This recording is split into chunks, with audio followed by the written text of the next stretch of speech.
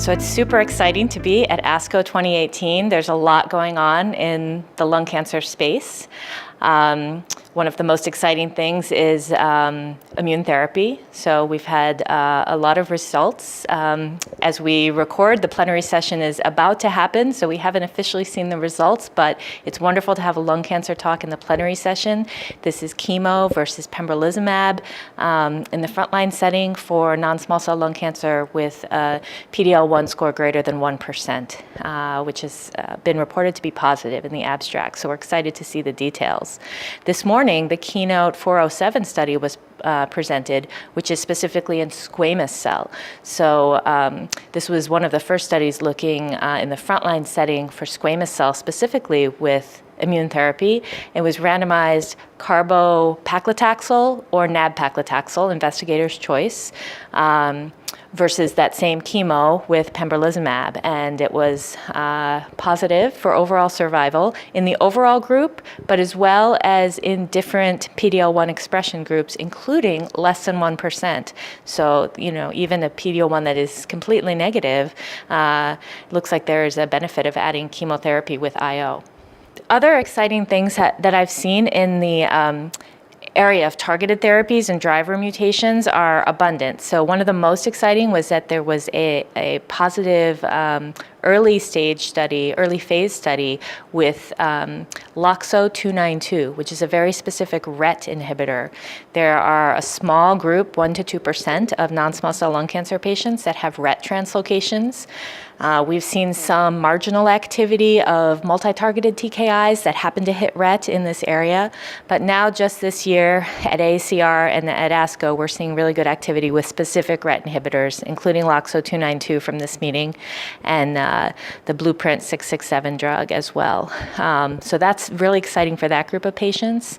In the EGFR realm, there are going to be a number of presentations at the oral session on the last day of the meeting, where we'll be seeing overall survival results from the Archer 1050 study. This is a randomized study comparing frontline gefitinib to dacomitinib.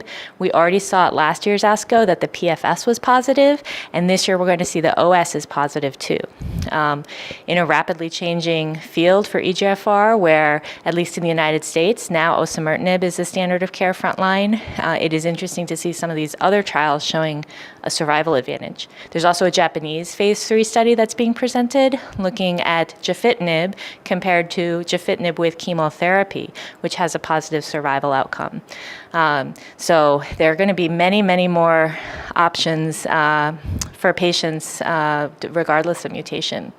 In the same oral session, we'll actually be seeing some results of 2 studies looking at erlotinib and bevacizumab compared to erlotinib. In the ALK space, we saw some very interesting results at this meeting about immune therapy combined with ALK TKIs. And one of the most interesting results from my perspective was that the toxicity was actually okay, at least with some of the combinations. Toxicity was a concern for avelumab and crizotinib.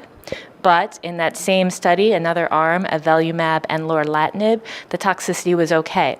It's not clear from this small study whether activity is any better than the TKI alone, but this is something that we're really starting to see a lot more information about. Can you safely combine a TKI and an IO? Some studies say yes, some studies say no. It may be dependent on the 2 specific drugs you're combining.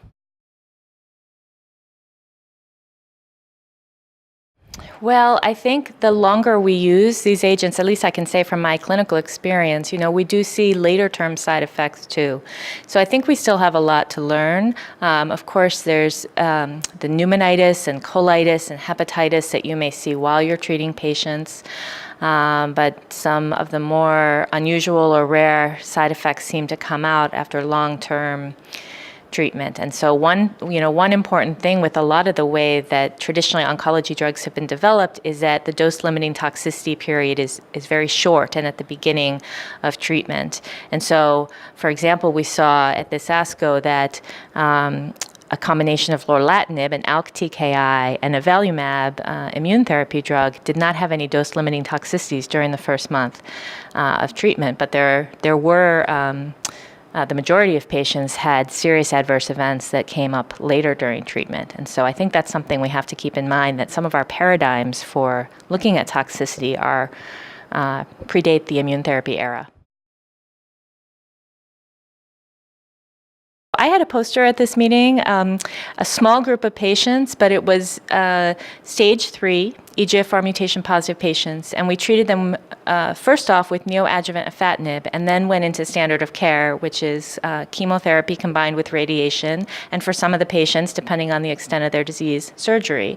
And what we saw was very high responses to 2 months of neoadjuvant treatment, and for the group of patients who underwent surgery, 6 out of 7 of them had near complete or complete pathologic responses when they had been treated before surgery with afatinib, and then cisplatin pemetrexed with concurrent radiation.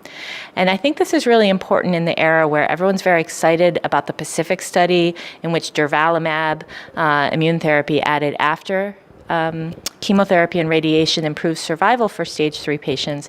We need to remember what we know about immune therapy. It's not necessarily the right treatment for all patients. And for EGFR mutation patients, there could be another innovative strategy not involving immune therapy, but neoadjuvant EGFR TKI.